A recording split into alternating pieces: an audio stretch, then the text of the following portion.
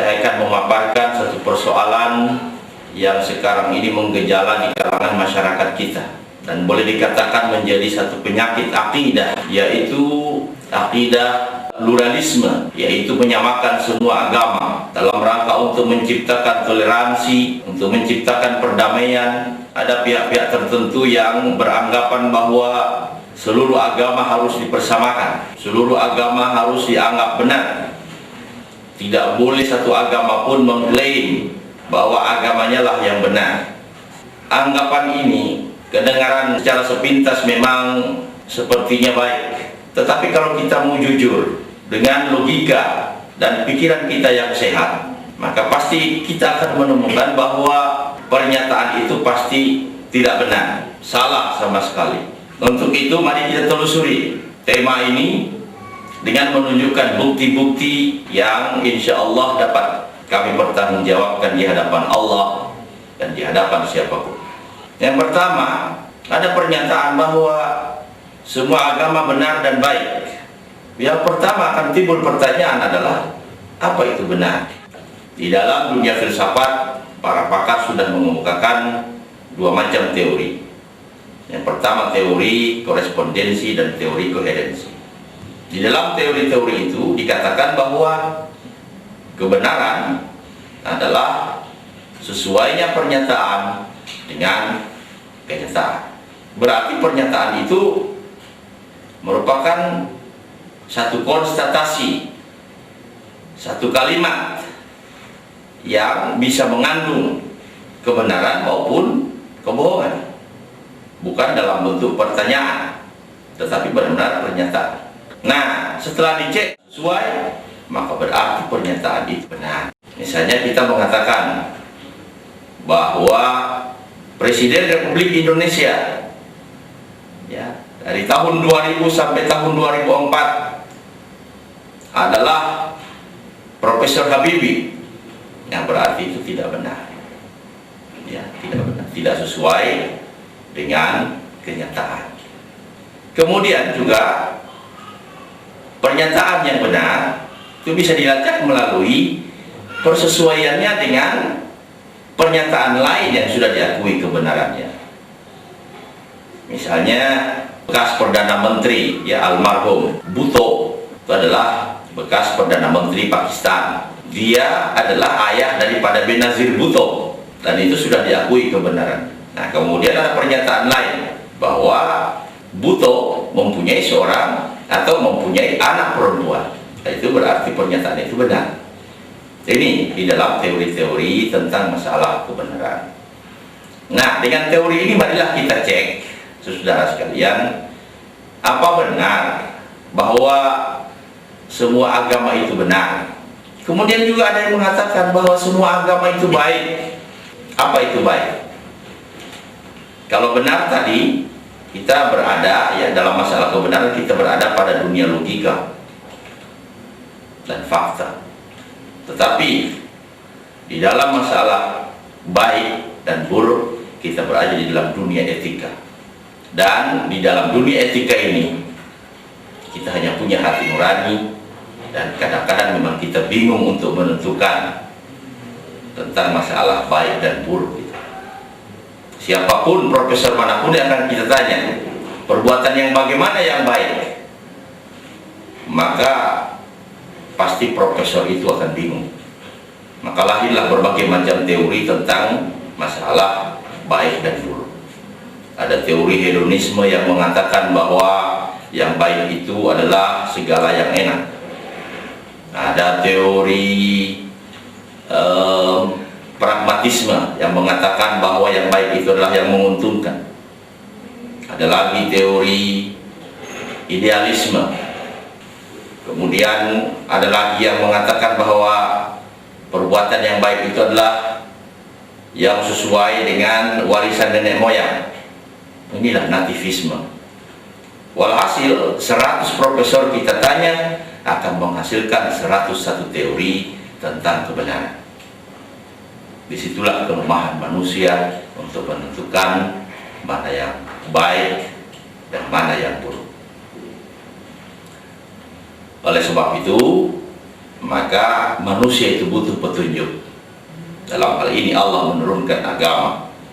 Allah menurunkan agama sejak Nabiullah Adam alaihissalam sampai Nabi besar Muhammad sallallahu alaihi wasallam. Dan menurut literatur yang ada, agama yang diberikan oleh Allah Subhanahu wa taala itu adalah al-Islam. Sesuai dengan firman Allah, "Inna dina 'indallahil Islam." Sesungguhnya agama yang benar di sisi Allah hanyalah Islam. Wa may yabtaghi ghairal islami dinan fala yuqbala minhu wa huwa fil akhirati minal khasirin. Dari teori-teori ini, mari kita akan membedah pernyataan-pernyataan sementara orang yang mengatakan bahwa semua agama benar, bahwa semua agama itu baik. Di dalam agama-agama itu sudah tentu ada pernyataan yang bisa kita telah di dalam agama itu terdapat di dalam kitab-kitab suci. Terdapat di dalam kitab-kitab suci. Bagi umat Islam ada kitab suci Al-Qur'anul Karim. Ya, inilah petunjuk Allah yang diberikan oleh Allah Subhanahu wa taala kepada umat manusia melalui Rasulullah Muhammad sallallahu alaihi wasallam. Kemudian Allah Subhanahu wa taala juga telah memberikan petunjuk kepada nabi-nabi sebelumnya. Kepada Nabi Musa sudah diberikan petunjuk dalam bentuk kitab Taurat. Kepada Nabi Daud Allah memberikan petunjuk dalam bentuk kitab Zabur. Kemudian kepada Nabiullah Isa alaihissalam Allah telah memberikan kitab suci Injil. Pada mulanya memang kitab-kitab suci yang berasal dari Allah itu semuanya benar. Semuanya benar. Taurat itu benar, Zabur itu benar, Injil itu benar, dan Al-Quran itu benar. Tetapi yang perlu kita ketahui, saudara sekalian, bahwa Allah Subhanahu wa taala sudah menyatakan dalam surat Al-An'am ayat 112. Wa kadzalika ja'alna likulli nabiyyin 'aduwwan syayatinal insi wal jinni yuhi ba'dhum ila ba'dhin zukhrufal qawli ghurura. Demikianlah kami telah menjadikan bagi setiap nabi musuh-musuhnya dari kalangan jin dan manusia. Mereka melakukan konspirasi untuk menghancurkan agama-agama itu dengan pernyataan-pernyataan mereka yang palsu, yang batil, dan dibungkus dengan gaya bahasa yang indah-indah untuk menipu manusia.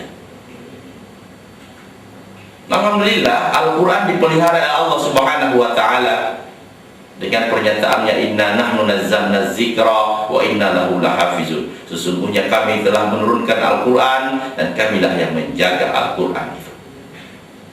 Jadi dari 4 kitab yang ada yang kita perlu imani sekarang ini, hanya tinggal Al-Quran saja yang masih terpelihara. Walaupun begitu banyak usaha orang untuk melecehkan Al-Quran, untuk memalsukan Al-Quran, tetap Al-Quran masih dalam bentuk yang asli dan belum bergeser satu huruf pun sejak diturunkan sampai detik ini. Inilah satu bukti kemukjizatan daripada Al-Quranul Karim. Kemudian mengenai kitab-kitab suci yang lain, kita dapat menunjukkan bukti bahwa kitab Taurat itu sudah rusak, baik ditinjau dari hal kebenaran yang bersifat logis maupun faktual, maupun dari segi etika dan segi-segi yang lain. Tapi kami akan memfokuskan ke dalam masalah fakta, kemudian logika dan etika ini di dalam membicarakan masalah apakah kitab-kitab suci itu masih benar atau sudah terdistorsi. Kita bisa melihat, saudara, kalau dikatakan bahwa agama Yahudi itu benar karena kitab sucinya juga masih benar, itu suatu pernyataan yang tidak sesuai dengan kenyataan. Kenapa? Karena kitab suci Yahudi sendiri sudah rusak. Kita bisa lihat kitab Yahudi yang kita miliki sekarang, yang disebut Perjanjian Lama, ya, yang disebut Perjanjian Lama. Kemudian di dalam Perjanjian Lama yang banyak kitab-kitabnya. 5 kitab yang pertama itu adalah kitab Taurat. Ya, kitab Taurat, kitab Kejadian, Keluaran, Imamat, Bilangan, dan Ulangan. Itulah yang disebut kitab Taurat. Nah, mari kita lihat kenyataan yang ada, saudara. Bahwa ada pernyataan di dalam Alkitab ini yang merupakan suatu pernyataan yang tidak sesuai dengan kenyataan. Tidak bisa dibuktikan di dunia kenyataan. Tidak usah jauh-jauh kita membuka Alkitab ini. Kita lihat dari ayat-ayat pertama kitab Kejadian. Saya bacakan ya supaya bisa dilihat oleh saudara pemirsa, dan kalau perlu bagi yang punya Alkitab bisa diambil Alkitabnya sambil dilihat, ditelaah. Dan kita bisa buktikan bahwa kitab ini bukan firman Allah lagi.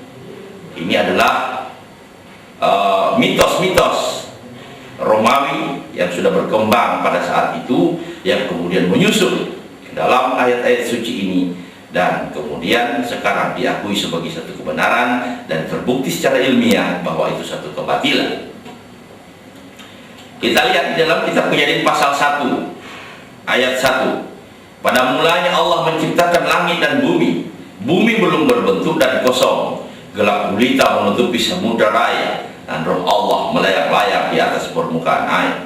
Berfirmanlah Allah, jadilah terang, lalu terang itu jadi. Allah melihat bahwa terang itu baik, lalu dipisahkannya lah terang itu dari gelap. Dan Allah menamai terang itu siang, dan gelap itu malam. Jadilah petang, dan jadilah pagi. Itulah hari pertama. Jadi sudah terjadi hari pertama, dan sudah ada petang dan pagi, saudara. Tapi matahari ternyata belum dibuat. Jadi matahari belum dibikin, saudara. Entah bagaimana terjadinya hari kemudian petang dan pagi, wallahu a'lam. Tetapi secara faktual memang kita nggak bisa membayangkan bahwa terjadi hari, perhitungan hari tanpa matahari. Ayat berikutnya, berfirmanlah Allah, jadilah cakrawala di tengah-tengah segala air untuk memisahkan air dari air. Maka Allah menjadikan cakrawala, dan ia memisahkan air yang ada di bawah cakrawala itu dan air yang ada di atasnya, dan jadilah demikian. Lalu Allah menamai cakrawala itu langit, jadilah petang dan jadilah pagi. Itulah hari kedua. Sampai hari kedua ternyata, saudara, matahari belum nongol, matahari belum dibuat oleh Allah Subhanahu wa ta'ala. Berfirmanlah Allah, hendaklah segala air yang di bawah langit berkumpul pada satu tempat, sehingga kelihatan yang kering, dan jadilah demikian. Lalu Allah menamai yang kering itu darat, dan kumpulan air itu dinamainya laut. Allah melihat bahwa semuanya itu baik. Berfirmanlah Allah, hendaklah tanah menumbuhkan tunas-tunas muda, tumbuh-tumbuhan yang berbiji, segala jenis pohon buah-buahan yang menghasilkan buah yang berbiji, supaya ada tumbuhan di muka bumi. Dan jadilah demikian. Jadi dapat Anda bayangkan bahwa buah-buahan sudah pada tumbuh, kemudian pada berbuah, pada matang. Ya, barangkali kalau kita tambahkan bahwa durian sudah pada jatuhan, mangga sudah pada matang, sudah pada kuning. Melalui proses apa? Kita tahu bahwa di dalam ilmu biologi bahwa itu akan terjadi melalui proses fotosintesis. Dan fotosintesis itu akan terjadi apabila ada sinar matahari. Tetapi ternyata, saudara, berdasarkan ayat ini, matahari belum dibuat. Matahari belum dibuat.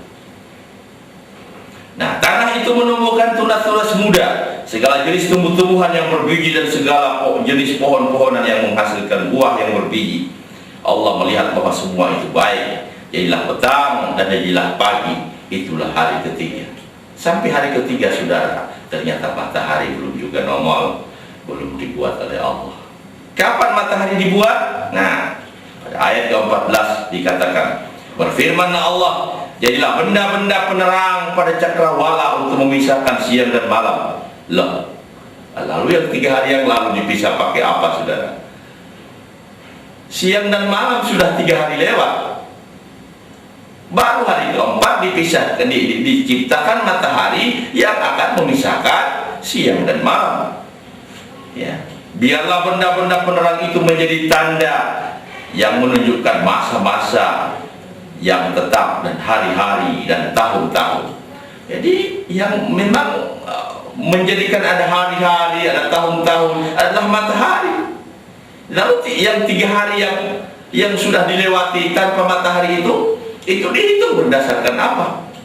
Jadi ini saudara, baru dari pernyataan-pernyataan di awal Alkitab ini kita sudah mengatakan bahwa kitab Taurat sudah mengalami kehancuran yang luar biasa, sudah mengalami distorsi,